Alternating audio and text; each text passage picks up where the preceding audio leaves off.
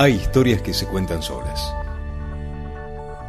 Vivencias que son parte de nuestra memoria. Es el trabajo de mujeres y hombres que nos identifica desde hace más de 60 años. Porque estuvimos siempre ahí donde nos necesitaron. Porque hicimos valer nuestras fortalezas. Y nunca bajamos los brazos, ni en los momentos más difíciles. Hoy Argentina nos convoca a todas y a todos para seguir construyendo juntos, porque sabemos llevar la camiseta.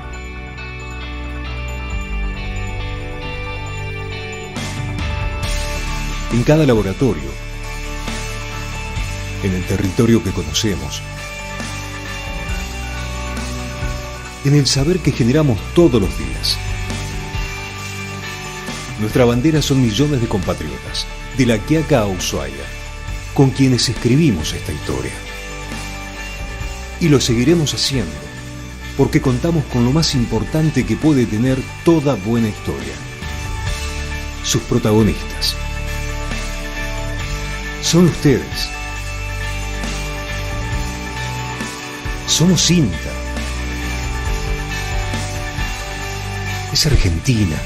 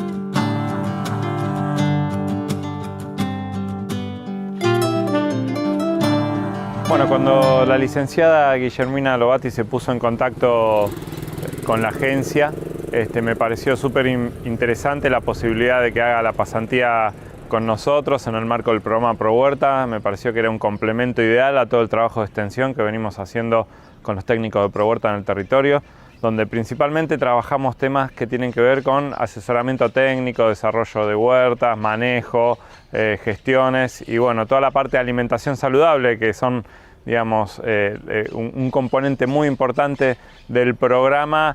Siempre capaz lo dejábamos de lado o lo charlábamos muy por arriba porque claramente no tenemos la formación en esa temática, así que contar con una licenciada en nutrición que además está haciendo una residencia en un hospital público en el sur de la capital federal y que tiene digamos, gran trayectoria en trabajo con huerteros, con digamos, asociaciones, con personas que trabajan en forma comunitaria. Me pareció que era un complemento importante y bueno.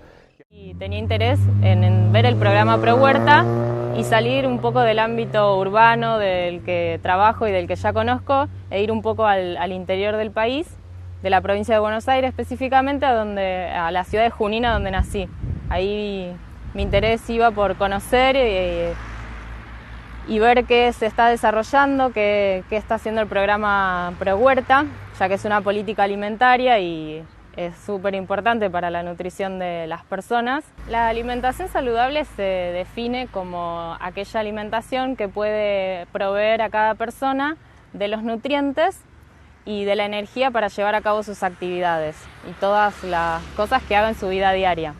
Pero además desde una perspectiva más integral, contemplando la alimentación en sentido general, también incluye de dónde vienen esos alimentos, si respetan las pautas culturales, las pautas tradicionales y costumbres de las personas, que esos alimentos provengan de un cultivo y una producción responsable y amigable con el planeta y con la forma que es producida, la forma de empleo de los trabajadores de la tierra. Capacitamos cerca de 20-30 personas en Los Toldos, Junín, Bedi, Alberdi, así que nos vamos muy contentos con este mes de trabajo que fue más... Bueno, lo que es la nutrición es, o sea, falta información, lo que vemos nosotros cuando entregamos la mercadería, y ahora con el tema de la huerta vemos que la gente se acerca a comprar, lo que es como que a veces es todo comprar y por ahí falta que hagan huertas en la casa, eso estaría buenísimo. Sí, un montón de conocimientos que no teníamos, que los adquirimos ahora y que estaría bueno que sigamos aprendiendo un poco más.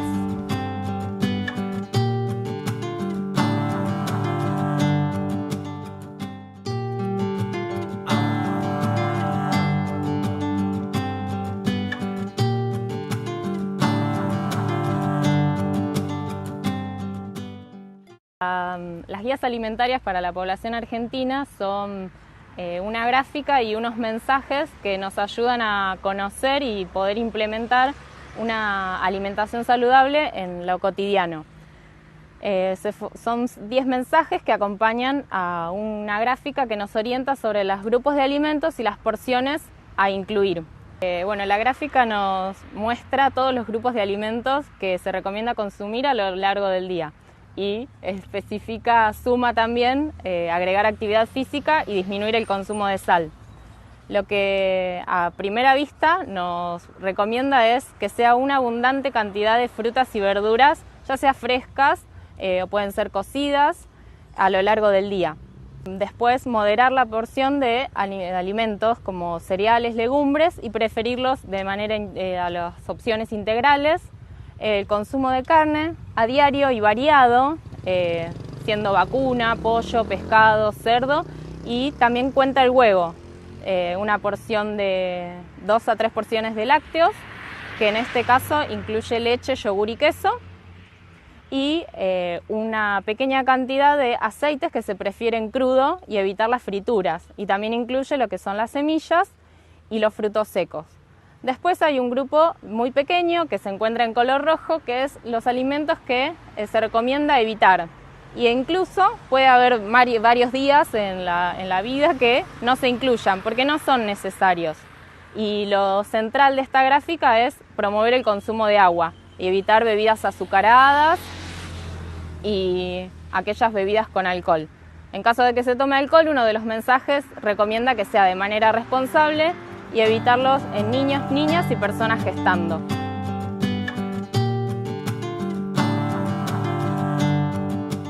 Vamos a seguir hablando un poquito del cambio climático, de todas las cosas que hay naturalmente que reducen estos problemas de la emisión de los gases que dañan el medio ambiente, y tenemos una conexión en la ciudad de Bariloche. Exactamente, vamos a conectar con una científica del INTA Bariloche, porque hay algo de lo que se viene hablando, Goico, Sí. que es de los mallines patagónicos, Sí. y de la importancia que tienen para el medio ambiente esto en el ecosistema, dentro del Porque tienen la ecosistema, ¿no? capacidad de acumular debajo del agua el dióxido de carbono. Exactamente, tan importante. Claro. Vamos a conectar directamente. Está Andrea Enríquez, que es científica de INTA Bariloche. ¿Cómo estás, Andrea? Buenas tardes. ¿Qué tal? Buenas tardes a los dos, ¿cómo están? Un placer estar con ustedes. Muy bien. Muy bien, Gracias, nos muy encanta amable. también que puedas estar y que nos puedas contar un poco más. Estamos aprendiendo mucho del cambio climático en unas semanas donde se viene hablando mucho y escuchamos hablar de estos mallines patagónicos. En principio queremos que nos expliques qué son los mallines. Sí, bueno, en principio contarles que los mallines son un tipo de humedal, y los humedales seguro es una palabra mucho más familiar para todos ustedes. Conocemos los humedales como, no sé, los esteros de Liberá son un tipo de humedal. Claro. Hay lagunas, ríos, pantanos, ciénagas, quizás más en la zona de los océanos están las marismas, que son todos tipos de humedales que comparten 3 características. En realidad tienen agua que inundan sus suelos. Eso hace que haya anaerobiosis, es decir, que no haya oxígeno en el suelo, por lo tanto hay acumulación de materia orgánica en ese suelo, de ese carbono que es tan preciado que se mantenga en el suelo. Y además las plantas que pueden vivir sobre ese suelo están adaptadas a las condiciones de anegamiento o falta de oxígeno. Entonces, si los ambientes comparten esas 3 características, se llaman humedales. Dentro de esa cantidad de humedales están los mallines, que son un tipo de ambiente que se desarrolla en la Patagonia. Los tenemos desde la cordillera de los Andes, en las zonas altas de las cumbres de las montañas, pero también atraviesan toda la región hasta estar en las zonas más áridas y semiáridas de la región, que son bastante vulnerables, pobres, donde se desarrolla la actividad ganadera extensiva, y ahí en los fondos de valle el agua se acumula, el agua de la escasa precipitación que llega a ese lugar se acumula y forma estos ambientes de humedal, ¿sí? Que tienen, ya decíamos, cantidad de agua en el suelo, plantas adaptadas a esa condición y suelos muy orgánicos, muy ricos en materia orgánica, es decir, que secuestran carbono. Muy bien. Andrea, ¿y cómo se cuidan estos mallines? Digo, ¿cómo se preservan? ¿Cuál es el cuidado que se les da? En realidad es complejo. Bueno, yo soy una investigadora del CONICET, o sea que estudio el funcionamiento, la estructura de estos ambientes, pero también trabajo en el INTA, que es una institución que se encarga de hacer un uso de la productividad de los ambientes. Entonces el término clave acá es sustentabilidad, ¿verdad? La sustentabilidad es poder hacer uso de los recursos hoy para que las siguientes generaciones puedan también disfrutarlos. Entonces, en ese sentido, lo que hay que tratar es que estos mallines, que en la zona más árida, digamos, que están bajo uso ganadero, puedan descansar. Una clave es que descansen, que si vienen los animales y forrajean, comen el pasto que está, el forraje que crece sobre ellos, que en algún momento del año puedan descansar para que esa bomba de carbono siga activa. ¿Sí? Entonces se habla de rotación de animales, de generación de clausuras, de uso inteligente de los pastizales en ese sentido. Esa es una de las maneras. Después pueden haber otras, pero les comparto esa. ¿Hay mucha cantidad de mallines? La realidad es que en el territorio, podemos decir que en promedio hay un 3 a 4% en promedio, es baja la cantidad, es un 4% de todo el territorio, no hay mucha extensión, pero aportan con un 20 a un 40% de la cantidad de forraje que necesitan los animales para alimentarse, o sea que son claves para la actividad ganadera. Y en cuanto al carbono, también estimamos que cuando en la estepa hay una cantidad de 15 a 25 toneladas de carbono por hectárea, los mallines pueden tener entre 250 y 700 toneladas por hectárea. Por lo tanto, son como oasis productivos en la Patagonia, y aunque están en baja proporción, son altamente importantes, ¿no? Excelente, Andrea, perfecto. La verdad que nos encanta aprender de esto porque, bueno, todos los días, ¿no? Vamos viendo de qué manera... Son dos pequeños granitos de arena, ¿no? Exacto, de qué manera nuestro ecosistema favorece a que el cambio climático no afecte tanto. Te agradecemos muchísimo, Andrea, gracias. Bueno, muchas gracias a ustedes, y por ahí disculpen los tecnicismos, está bueno compartirlo, pero en realidad, como todos los ambientes, tenemos que tratar de utilizarlo de la mejor manera, ¿sí? Son muy claras y explicas muy bien, así que se agradece también de este lado. Claro. Un beso, Andrea, gracias. Gracias a ustedes, hasta luego.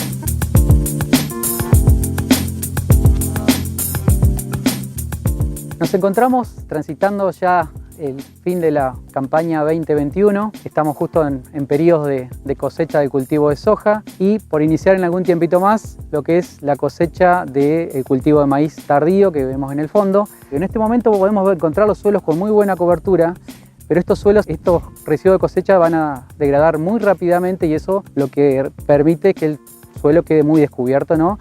Y puede estar afectado por los distintos periodos de precipitaciones. Entonces, una de las propuestas que nosotros les planteamos es poder utilizar el invierno, y para poder hacerlo, qué mejor que utilizar algún cultivo gramínea, como el caso del trigo. Desde la EA Paraná se viene promoviendo este cultivo desde hace muchos años, con distintos experimentos de larga duración. Es algo muy interesante, ya que permite mejorar la cobertura del suelo, una mejor competencia con maleza, lo cual eso está un poco relacionado con disminuir la cantidad de herbicidas que se van a estar aplicando para el control de maleza, y también tiene un rol fundamental en lo que es mejorar distintas propiedades del suelo, como ser materia orgánica del suelo, mejorar la estructura del suelo, la agregación. Asimismo, vemos que incluir ese cultivo de trigo dentro de diferentes rotaciones que sean más diversas permiten mejorar también el rendimiento del trigo. Entonces, secuencias, como les decía, más diversas, con más cantidades de cultivo, es muy interesante, es una propuesta muy buena para mejorar la estabilidad del sistema, mejorar los rendimientos de los cultivos de verano y a su vez de los cultivos de invierno.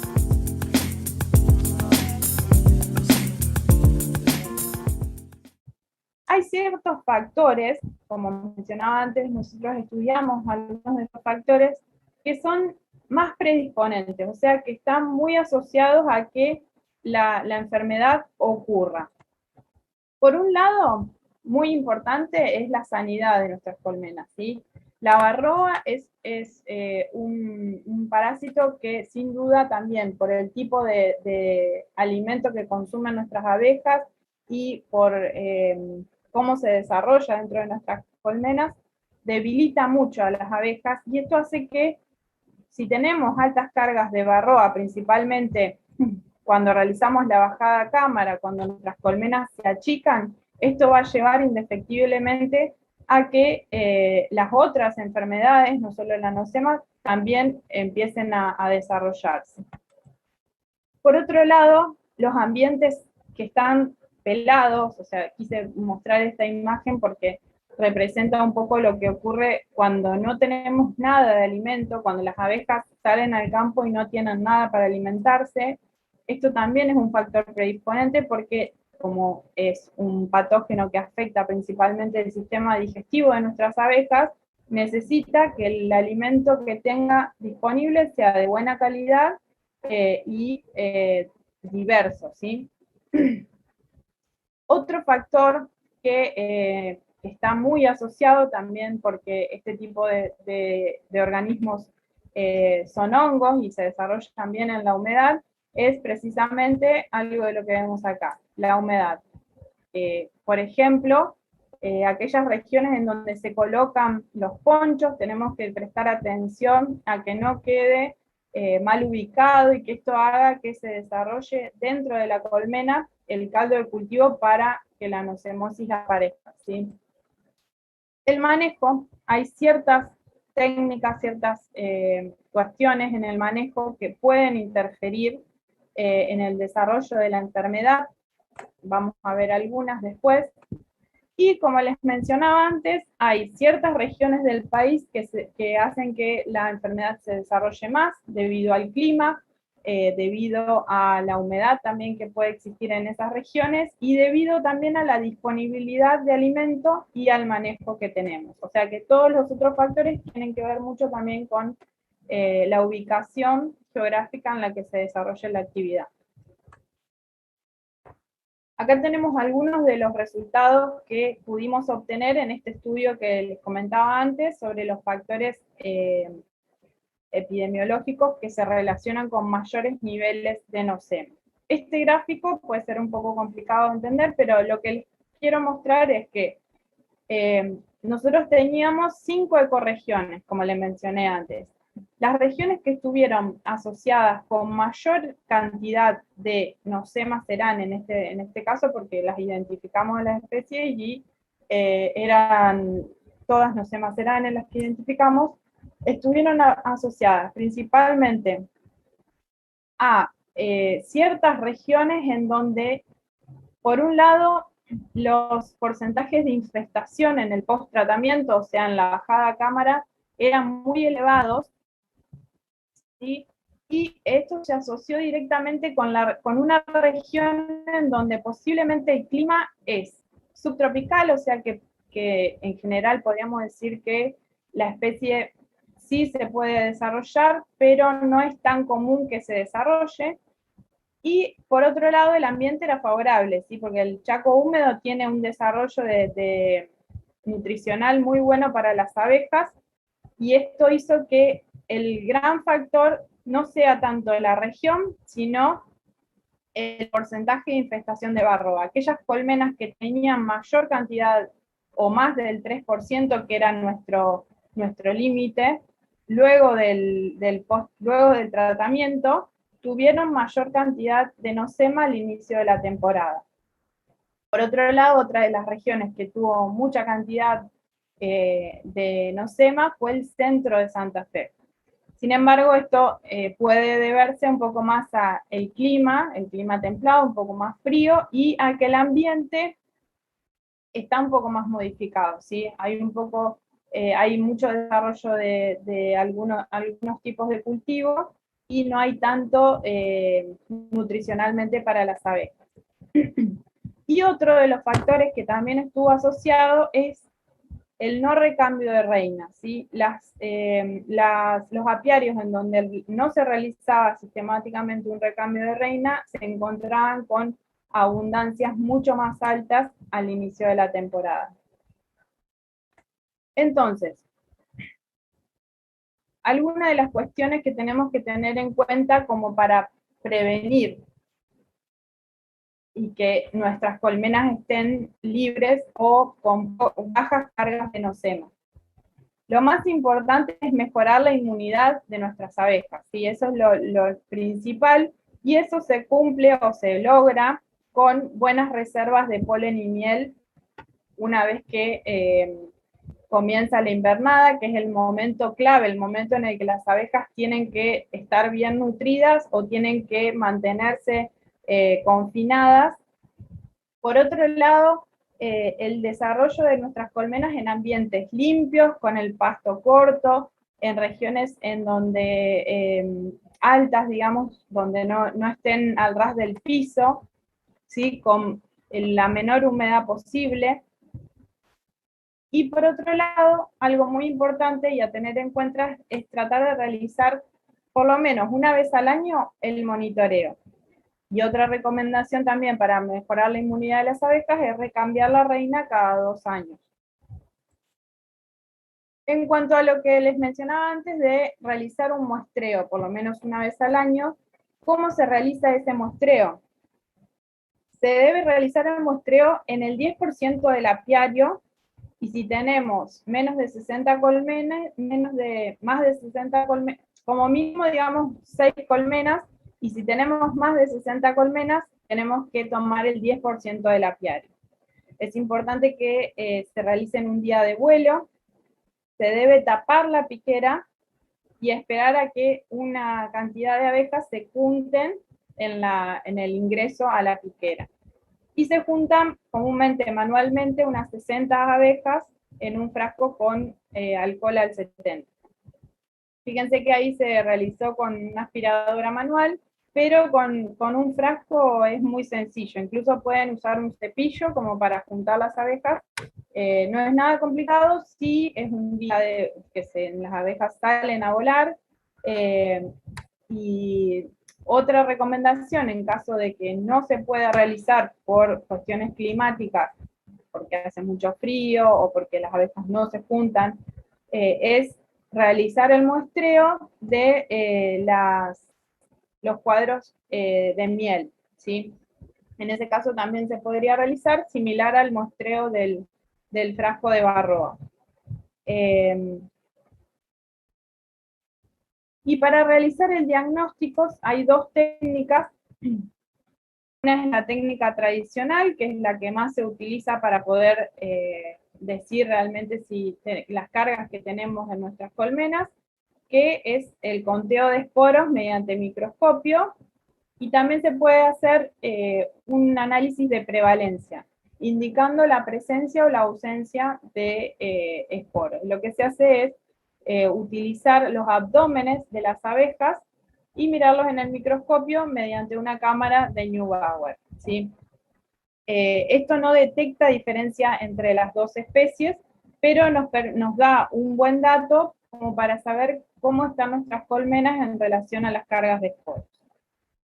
Actualmente, o en los últimos años, y ahí es donde se descubre también que existe esta otra especie parasitando las abejas, se puede realizar una ampliación por PCR de genes conservados, ¿sí? Lo que se ve es una imagen similar a esta, en donde esas limitas, mediante un marcador, que se sabe, digamos, cuál es el gen de Nosema apis o de Nosema ceranae, nos indica la presencia o ausencia de la especie, ¿sí? Y esto detecta y también puede cuantificar. Acá lo que les coloqué es una imagen del instrumento con el que se mide. Por otro lado, una vez que nosotros sabemos, hicimos el muestreo y sabemos que nuestras colmenas están parasitadas, y antes de que los niveles sean muy altos, podemos realizar un manejo paliativo, que esto nos permite minimizar el número de esporos que quedaron remanentes o que tenemos presentes en nuestras colmenas. Y lo más importante tiene que ver principalmente con la limpieza y con el mantenimiento. Por un lado, lo que podemos hacer es dar vuelta a los pisos técnicos podemos darlos vuelta.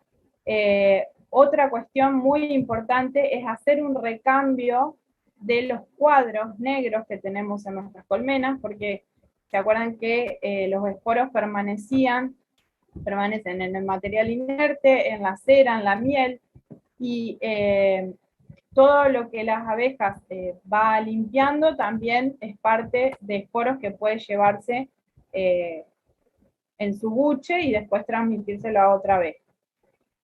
Otras son las técnicas de limpieza, que ahora las voy a mencionar, algunas de las que son más comunes, y lo que mencionábamos antes, nuevamente dentro del manejo paliativo, podría ser el recambio de la reina, ¿sí? Para mejorar la postura y hacer que nuestras colmenas comiencen a vigorizarse. En cuanto a la limpieza del material inerte, una de las técnicas más utilizadas es el flameado, que se utiliza un soplete a gas y se aplica la llama directa sobre el material. Es importante saber que la vida útil del material se degrada mucho, ¿sí? Entonces, bueno, esta es una técnica que se utiliza, pero que tiene sus contras. Por otro lado, el ácido acético glaciar es bastante peligroso, pero bueno, la idea es también que lo tengan en cuenta. La más común o la más utilizada es hipoclorito de sodio, o sea, la lavandina, que para desinfectar alzas, pisos y cuadros. Y se puede utilizar al 0,5 o al 1%, diluyendo dependiendo la cantidad que querramos.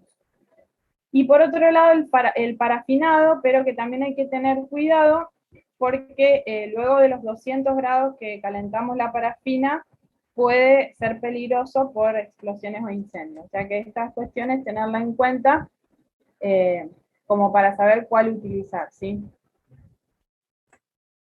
Luego, existen ciertos fármacos que están disponibles. Ahora vamos a ver que en Argentina, por ejemplo, la fumagilina como producto aprobado no está disponible. Que, bueno, en este caso la fumagilina es un antibiótico, ahí está el nombre, pero es bastante complicado, un antibiótico aislado del Aspergillus fumigatus, que inhibe y suprime la reproducción del esporo una vez que ya está como esporoplasma, o sea, de la forma que se desarrolla dentro de las células, ¿sí? Pero no pasa, o sea, no afecta los esporos que están dentro del intestino de la abeja, ¿sí? Y al 3% se considera el único antibiótico efectivo y aprobado tanto para el control de Nosema apis como de Nosema cerana. ¿Cuáles son los aspectos negativos del uso de fumagilina? Por un lado es que tienen un costo bastante elevado, tienen una eficacia relativa, porque una vez que nosotros lo aplicamos, hemos hecho estudios en donde luego de 6 meses las cargas vuelven a ser altas como las que teníamos antes de aplicarlo. No existe un límite de residuos establecido para Argentina, y en otros países de Europa no está permitido su uso. En Argentina está aprobado, pero no se comercializa, por un lado, por esta cuestión de los límites residuales, o sea, al no tener un límite residual, si eso queda resto en miel, no sabemos bien si nos van a penalizar o no, y por otro lado, al estar prohibido también en otros países, posiblemente cuando lo exportemos y llegue a quedar algún remanente en la miel, también va a ser penalizado o directamente no va a dejar el ingreso de ese lote de miel. Por otro lado, existen otros productos comerciales, uno de ellos es Vitafit, que estos productos que les voy a mostrar los encontré en una página web, pero son de España, ¿sí? Son productos que en algunos laboratorios de Argentina se estuvieron analizando, y bueno, posiblemente a futuro lleguen acá, pero en este momento no los tenemos disponibles en ningún laboratorio y están aprobados en otros países. Entonces, en este caso el Vitafit lo que hace es estimular el crecimiento de las colonias, y han detectado que reduce la cantidad de esporas de Nosema. Este producto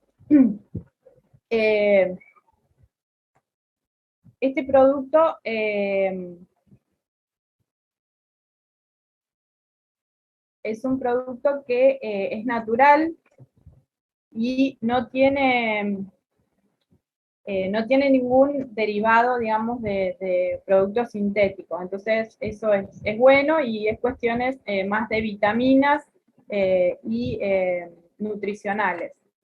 Lo mismo pasa con el Nocevit, que se ha detectado que reduce, por ejemplo, en las tortas proteicas entre un 85 y un 95% de esporas, en el jarabe entre 65 y 75, y rociándolo sobre las abejas un 70%. Y el Hive Alive, que también, aparte de otros beneficios que tiene, uno es que tiene una tasa baja de esporas una vez que las colmenas consumieron este tipo de productos. Ahora bien, uno de los productos que se ha estado comercializando hace un tiempo, que yo les voy a mostrar lo que encontré también, es que en el 2008 la Apicultura Sin Fronteras, este periódico apícola, comenta que se había presentado un nuevo producto para el control de la nocemosis, ¿sí? Que era a base de totrasuril, que era un producto de Snakeworth. Ese producto existía, o sea, lo utilizaron, lo compararon, hicieron un ensayo muy pequeño, que es una publicación de un trabajo de un estudiante de veterinaria, en donde utilizaron una dosis, pero actualmente lo que pude encontrar dentro de la página de Snakeworth es que el único producto, incluso tiene el mismo nombre, Surilnos, es utilizado solo para caninos y felinos, ¿sí? No está en el mercado una dosis o un producto que sea a base de totrasuril, excepto esto que ya actualmente no está en el mercado, porque en la página directamente no aparece el producto para abejas, ¿sí? Pero lo que tenemos que tener en cuenta en cuanto a esta enfermedad es que los mecanismos de control que puede tener la colmena son muy diversos y es necesario que nosotros estemos atentos a esos mecanismos, ¿sí? Por un lado tenemos un control ambiental, ¿sí? Que tiene que ver con el momento del año. Comúnmente en el verano nuestras colmenas no van a desarrollar grandes niveles de esporos. ¿Por qué? Porque en ese momento van a tener más y mejor alimento, van a tener una menor longevidad, o sea, las abejas van a vivir menos, lo que va a hacer que el esporo no llegue a desarrollarse completamente. Y por otro lado, la tasa de natalidad, o sea, van a nacer mucha mayor cantidad de abejas de las que se están muriendo, ¿sí? Entonces, por un lado, ese es un mecanismo de control que tiene la abeja en ciertos momentos del año y que a su vez también se asocia con ciertas regiones en donde las temperaturas suelen ser elevadas durante todo el año.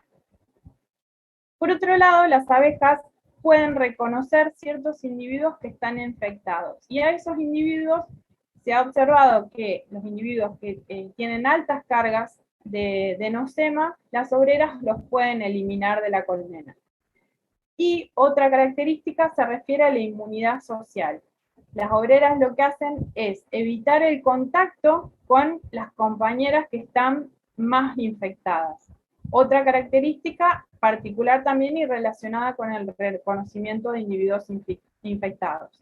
Y por otro lado, lo que suelen hacer algunas abejas altamente infectadas es consumir cierto tipo de miel que tiene como una automedicación, ¿sí? El desarrollo, digamos, de la miel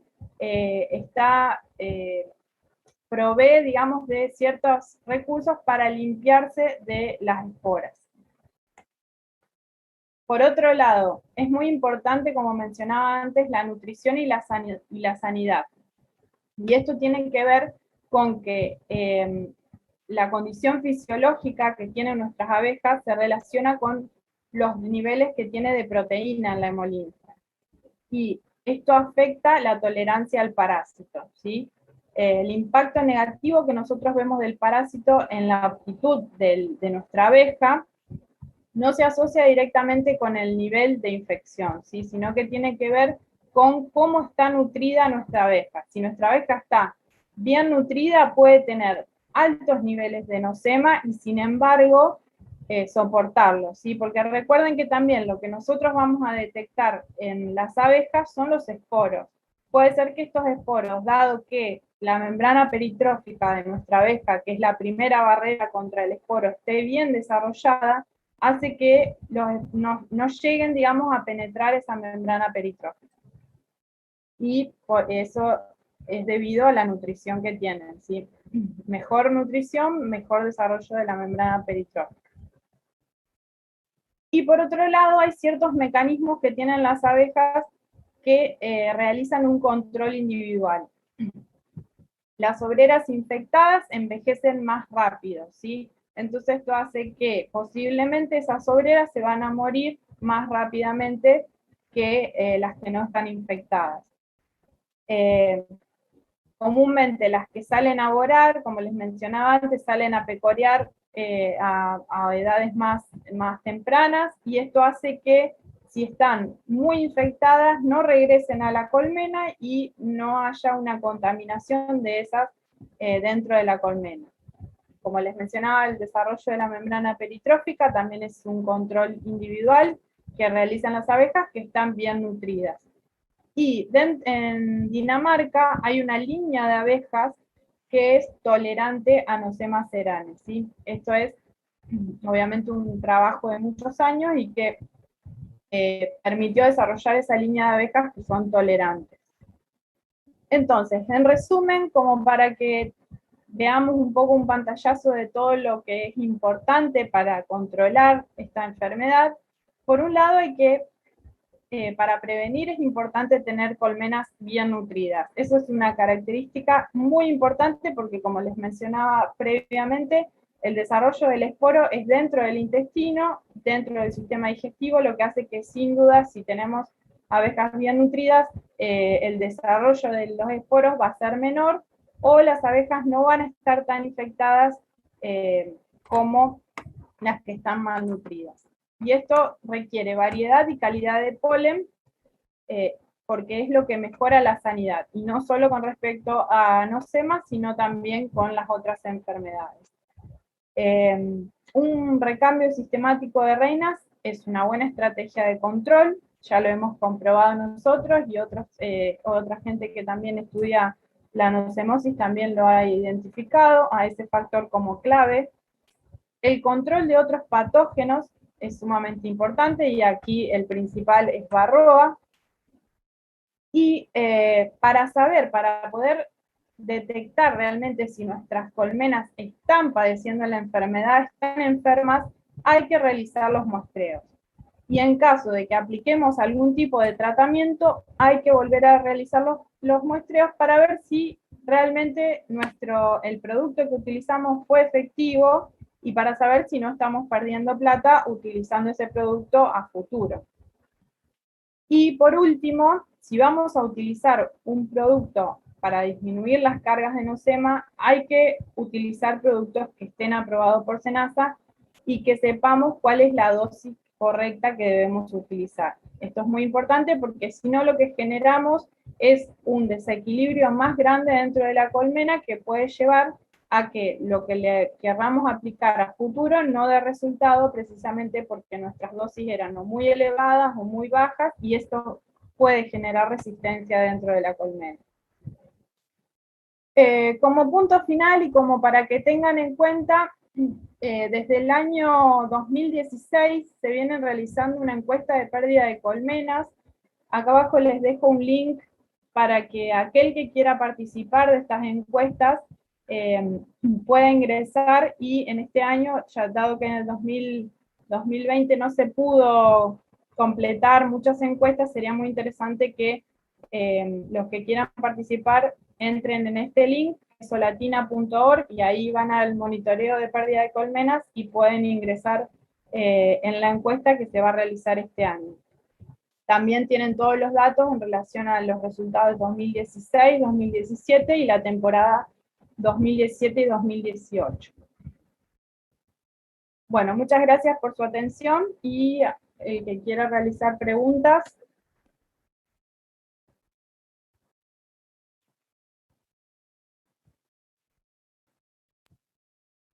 Bueno, Adriana, tenemos algunas preguntas. La primera dice, ¿puede afectar lo climático a salir a pecorear? Además de los productos que se utilizan en la zona por citrus, en lo que es la costa del río Uruguay. ¿Cómo es la zona de Entre Ríos? Perdón, ¿me podrías repetir porque te escuché bajo? Sí, nos preguntan cómo es la zona de Entre Ríos. Eso hace relación a vos, hoy comentaste cómo estaban en la zona de Santa Fe. Eh, ¿Cómo es la zona de Entre Ríos en relación a la nocemosis? La zona de Entre Ríos es muy parecida a la zona de Santa Fe. Incluso es más parecida a la zona centro-sur de Santa Fe, porque también está justamente en esa región.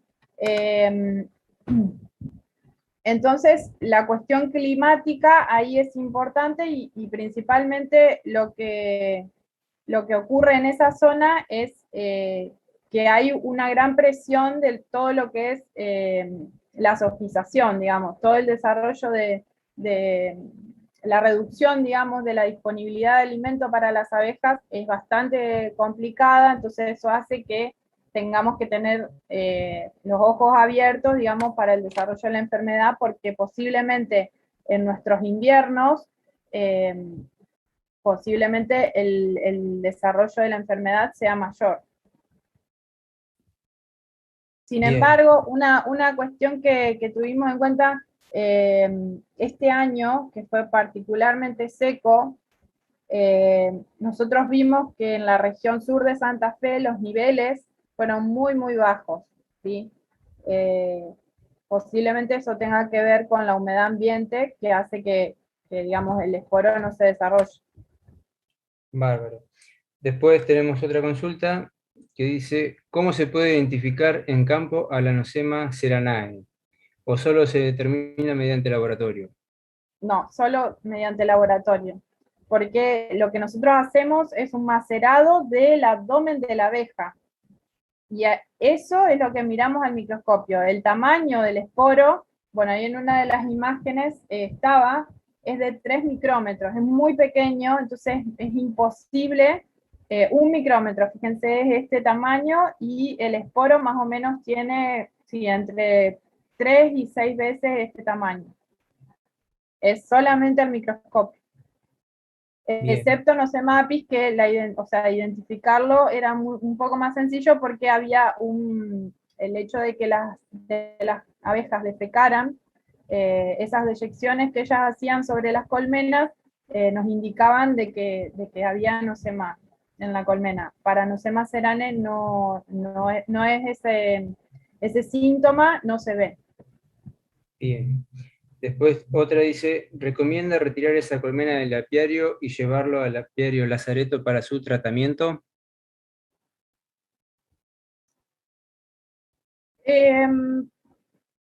Puede ser, lo que pasa es que, como les mencionaba antes, nosotros lo que hacemos es, no muestreamos todas las colmenas, solamente un 10% de las colmenas.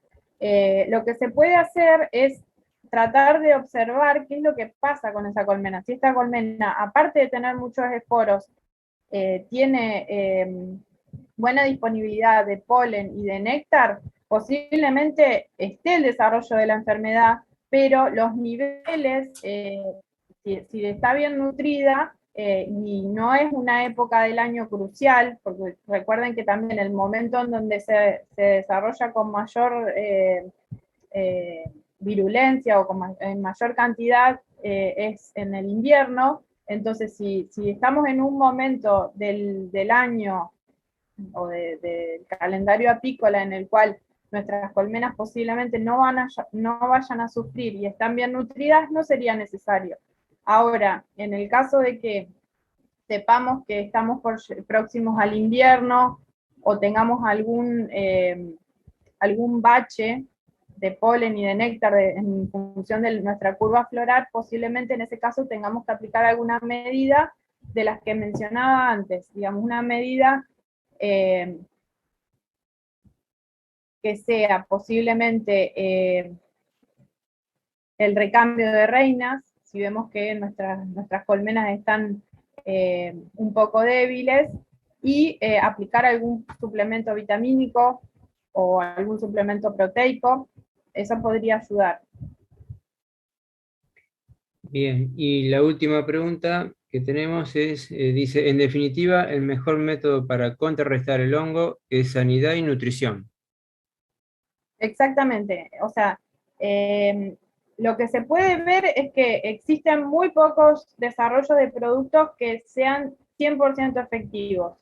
Es bastante difícil también lograr eso, pero sin embargo, lo que existía, que ahora no está completamente disponible, tampoco funciona del todo, porque como les mencionaba antes, después de 6 meses las cargas vuelven a subir y eso hace que también la colmena se vea debilitada por el producto, ¿sí? Entonces, una buena nutrición y un buen recambio de reinas sistemático que se haga más o menos a los 2 años, sería una de las mejores medidas para contrarrestar la enfermedad. Bien, bueno, esas serían todas las consultas que teníamos hasta ahora. Si ninguno tiene más consultas, bueno, darle las gracias por haberse prendido a esta propuesta, a esta capacitación. Recordarles que queda grabado en YouTube para cuando lo puedan mirar o para que se lo manden a otros productores para que lo puedan mirar en algún tiempo libre. Realmente por ahí en esta época a los productores se les complica conectarse en este horario y prefieren verlo luego o en otro momento. Así que, bueno, muchas gracias Adriana por la presentación. Gracias a ustedes por la invitación y bueno, acá nuevamente les dejo el link de la página de Solatina por si pueden contestar la encuesta, que es para aportar también información a todo lo que es la pérdida de colmenas y para saber buscar cuáles son los factores que alteran, digamos, el desarrollo de las colmenas. Bueno, bárbaro, muchas gracias y bueno, de esta manera damos por concluida la charla. Buenas noches. Buenas noches.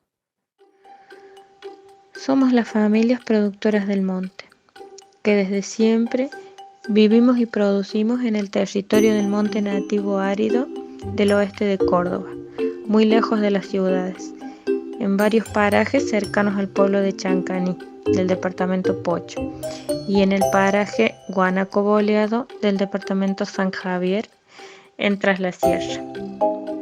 Producimos artesanalmente alimentos y medicinas del monte, mieles y ceras de abejas, arropes de frutos nativos como la algarroba, el mistol, el chañar, piquillín y la tuna. Elaboramos quesos y dulces de leches de cabra. Recolectamos una gran variedad de yuyos remedio, con los que también elaboramos preparados medicinales y realizamos algunas artesanías. Familias Productoras del Monte es una iniciativa conjunta que desarrollamos con INTA y la comuna de Chancaní para ofrecer los productos del monte a precio justo a los consumidores y almacenes de la economía social y solidaria de las ciudades, revalorizando nuestro territorio y fortaleciendo el arraigo rural para el buen vivir colectivo.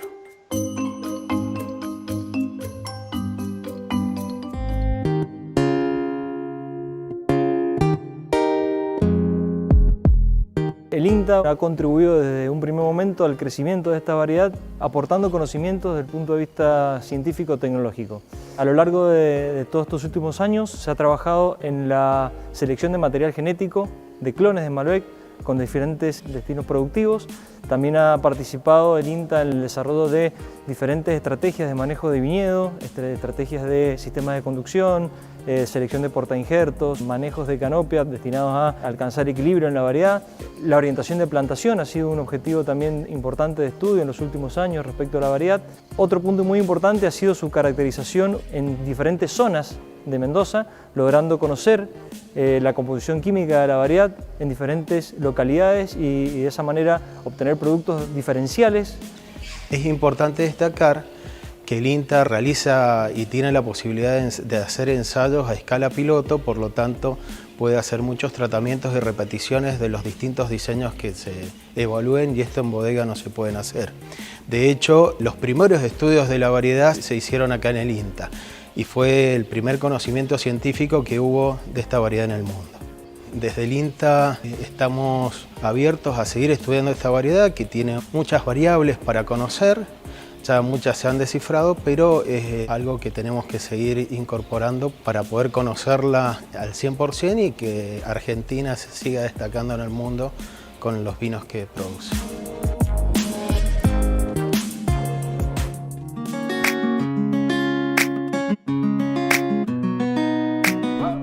El maqui es una especie nativa del bosque patagónico, se encuentra en Argentina y en Chile solamente.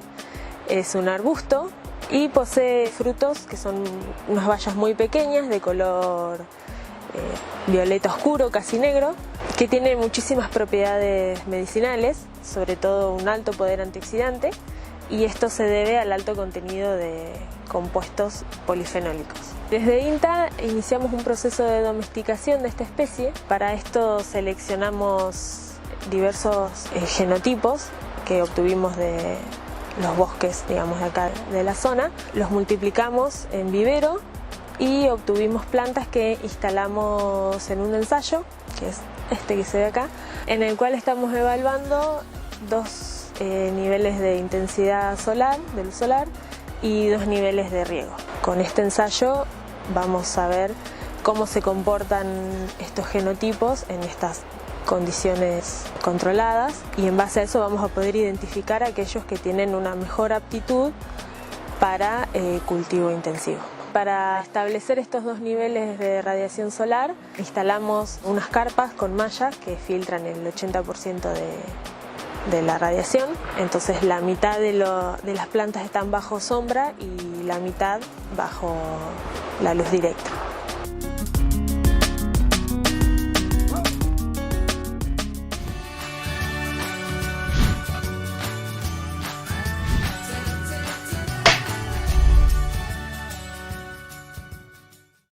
Hola, mi nombre es Roberto Neumann, soy médico veterinario y trabajo en el Laboratorio de Salud Animal del INTA Salta.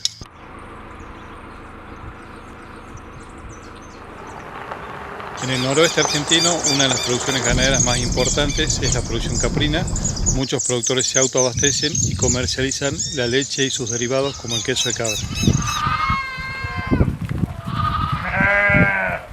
Desde Sanidad Animal brindamos asistencia a los productores en diversas enfermedades, entre ellas la brucelosis caprina. Esta enfermedad provoca abortos con el consiguiente perjuicio económico al productor, pero a su vez, al ser una zoonosis, tenemos el riesgo de contagio a través del contacto directo con los animales o el consumo de leche o derivados que pudieran estar contaminados. En nuestra área, mediante el análisis de sangre, realizamos el diagnóstico de los animales, lo que nos permite mantener un estatus sanitario adecuado de las majadas. Las muestras, una vez que llegan al laboratorio, son procesadas y acondicionadas, se realizan los exámenes correspondientes y se elaboran los informes para los productores.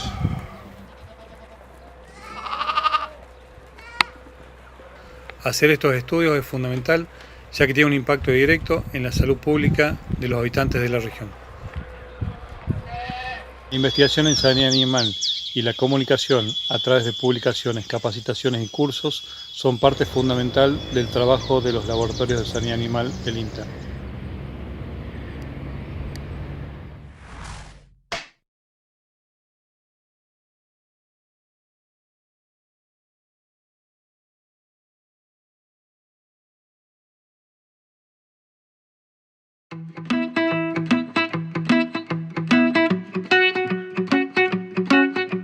Las mallas se están utilizando mucho en el Alto Valle de Río Negro, no solo para proteger contra el granizo, sino que han demostrado que son muy útiles para controlar todo lo que es el daño por sol, tanto en manzanas como en peras. El uso de mallas antigranizo no solo favorece la protección del daño por sol en peras y manzanas, sino que genera un microclima más favorable para el desarrollo vegetativo de las plantas. En el INTA comenzamos a evaluar las mallas antigranizo en el año 2012, evaluando la tradicional color negro y luego el color blanco, cristal y perla. Y se llegó a la conclusión de que los colores más claros son los más convenientes para las manzanas, sobre todo las manzanas que necesitan tomar una coloración roja. Acá, como ustedes ven, hay una parcela en donde están colocadas mallas de color claro para no perjudicar la coloración de las manzanas, ya que tenemos manzanas Red Delicious, Brookfield y Rosy Globe. El efecto de las mallas sobre el daño por sol es muy notorio, sobre todo en el daño por sol grave, ya que prácticamente ese daño lo reducen totalmente. Solo se ve algún daño por sol leve en la parte alta de las plantas y también lo que reducen, muy importante, es el daño mecánico que puede haber por el efecto del viento, ya que bajo las mallas disminuye mucho las corrientes de viento y el movimiento de aire. Entonces obtenemos fruta con una piel mucho más sana que sin mallas.